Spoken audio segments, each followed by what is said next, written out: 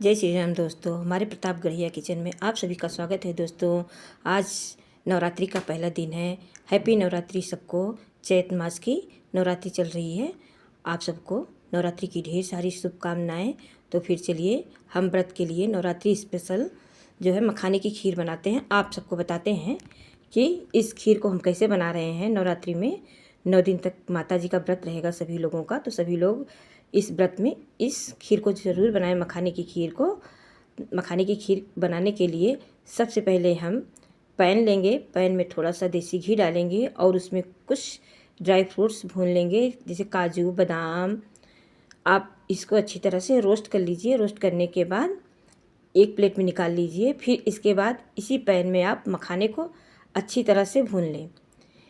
मखाने को भूनने के बाद आप इसका खीर बनाएं और इस नवरात्रि में खीर बनाएं और खाएं, क्योंकि सबका व्रत रहता है और बहुत ही शुद्ध तरीके से बनाया जाता है। नवरात्रि में जितने भी भोग प्रसाद बनाए जाते हैं सब बहुत ही स्पेशल बनाए जाते हैं और सबका बड़ा ही विशेष ध्यान दिया जाता है, साफ़ सुथरा ही बनाएं। तो फिर हम आप सबके लिए लाए हैं मखाने की खीर। मखाने की खीर ज़रूर बनाएं और बना के माता जी का भोग लगाएं। माता जी का भोग लगाने के बाद आप सभी लोग इस प्रसाद को ग्रहण करें और व्रत में अच्छी तरह से खा सकते हैं। बाहर की कोई भी चीज़ व्रत में खाने लायक नहीं होती है। बाहर की जो भी व्रत वाली चीज़ आती भी है, क्या भरोसा, क्या पता आपका कि उन्होंने कैसे बनाया होगा। इस तरह से मखाना भून के तैयार हो चुका है। अब इस मखाने को हम एक बर्तन में निकाल लेंगे। निकालने के बाद इसको रख देंगे ठंडा होने के लिए। तब तक इस पैन में हम आधा लीटर के करीब दूध डाल देंगे। आप देख सकते हैं मखाने को हम निकाल के रख दे रहे हैं बगल में साइड में। तब तक हम इसमें जो है दूध डाल देंगे। दूध हमारा उबला हुआ है और उस दूध को अच्छी तरह से इस पर पकाएंगे। करीब 4 से 5 मिनट तक आप इसको अच्छी तरह से पका लीजिए, या दूध थोड़ा थोड़ा करके गाढ़ा हो जाए। तो आधा लीटर दूध हमने डाल दिया है। थोड़ा सा 1 कप दूध बचा लिए हैं चाय बनाने के लिए। तो जब तक इधर हमारा दूध पक रहा है तब तक इस मखाने को हम अच्छी तरह से दरदरा कूट लेंगे या मिक्सी जार में एक बार में डाल के पीस लेंगे। जैसे भी आपको सुविधा लगे आप कर सकते हैं। दरदरा ही पीसना है।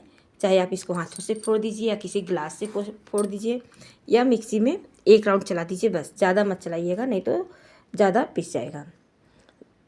इधर हमारा जो है तब तक दूध उबल गया है, पक गया है और हम मखाने को अच्छी तरह से फोड़ लिए हैं। आप देख सकते हैं कितना दरदरा पिसा है। इसी तरह से आप मखाने को पीस कर फिर दूध में डाल दीजिए।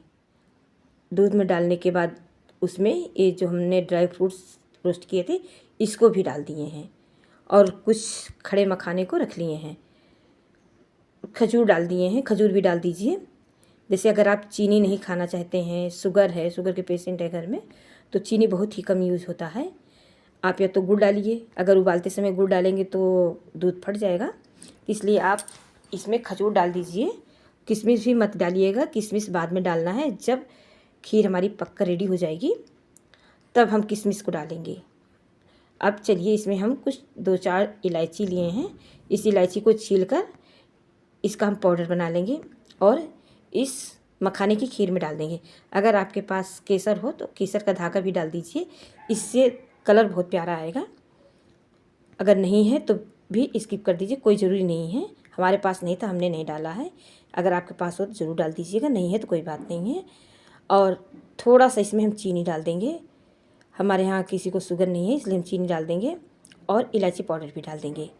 अगर आपके यहाँ शुगर पेशेंट हैं तो आप चीनी बिल्कुल न डालिए, क्योंकि इसमें खजूर पड़ चुका है ऑलरेडी। सारे ड्राई फ्रूट्स मीठे होते हैं, दूध भी मीठा होता है और बाद में किशमिश भी पड़ेगा तो मीठा हो जाएगा। और इस तरह से आप देख सकते हैं खीर अच्छी तरह से उबल गई है, खूब अच्छी तरह से पक गई है।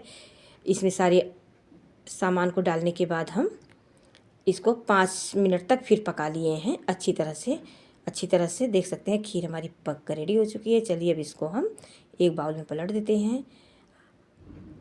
देखिए अच्छी तरह से जब ठंडी हो जाएगी सारे ड्राई फ्रूट्स अच्छी तरह से और फूल जाएंगे, फिर भी बहुत सारी गाढ़ी हो जाएगी ये खीर। और अगर आप चाहते हैं आपके घर में कोई, इसमें जो है हम कटे हुए काजू बादाम रखे थे वो भी डाल देंगे, किशमिश भी डाल देंगे। अगर आपके घर में कोई ऐसा सदस्य है जिसके दांत नहीं है, वह इस खीर को नहीं खा सकता है, तो आप इसको ठंडा कर दीजिए थोड़ा सा। ठंडा करने के बाद मिक्सी जार में इसको थोड़ा सा डालिए। डालने के बाद इसको पीस लीजिए। एकदम खीर के बजाय रबड़ी बन जाएगी अच्छी तरह से। खाने में बहुत ही स्वादिष्ट लगता है, बहुत ही टेस्टी होता है।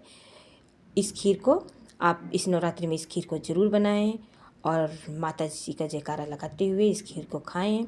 और हमारी वीडियो अच्छी लगी हो तो आप लोगों से रिक्वेस्ट है, आप लोग एक लाइक सब्सक्राइब शेयर ज़रूर करिएगा और कमेंट करके ज़रूर बताइएगा या कि हमारी खीर कैसी बनी हुई है।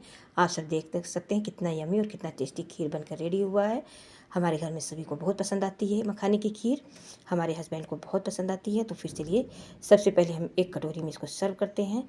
सबसे पहले हम माता जी को भोग लगाकर बिटिया रानी को देंगे खाने के लिए इस खीर को।